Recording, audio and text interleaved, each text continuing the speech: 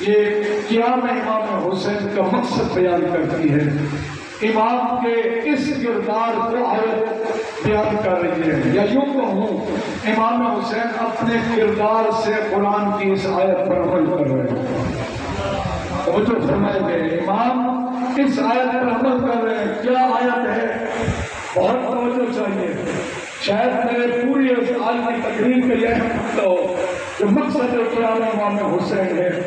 سورہ فصلت کی آیت نمبر 34، لا تستوی الحسنۃ ولا السیئۃ، اللہ فرما رہے نیکی اور بدی برابر نہیں ہے، نیکی اور بدی برابر نہیں ہے۔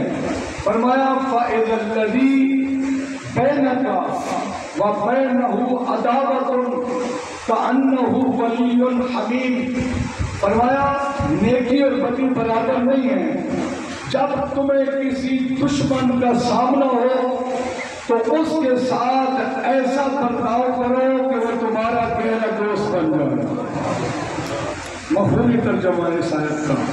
فرمایا جب بھی کسی دشمن سے بات کرنی ہو، اس سے مقابلہ ہو، تو ایسا کردار پیش کرو، ایسے نرمی سے پیش آؤ کہ وہ جانی دشمن تمہارا گہرا دوست بن جائے۔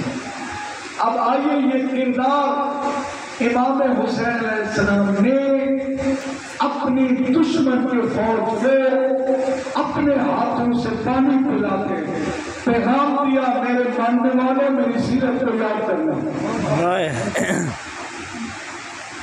امام نے اپنے دشمن کو پانی پلایا، ہم اپنے سگے بھائی کو پانی نہیں پلا سکتے۔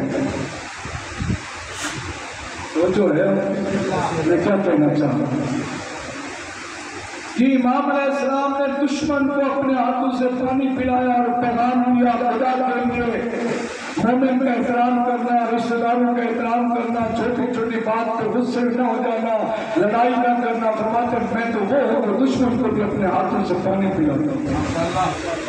میں کہتا ہوں امام مولا امام حسین نے اپنے بابا علی کے کردار کو دوبارہ زندہ فرمایا۔ آپ سنتے نہیں رہتے ہیں جب اپنے ملکوں کو گرفتار کر کے لائے اور امام کی نگاہ پڑی، مولا فرماتے جلدی کرو، جو میں نے دودھ رکھوایا تھا وہ ہو آیا، بعض کتابوں میں شربت رکھوایا تھا جو فرمایا میرے قاتل کو پلاؤ۔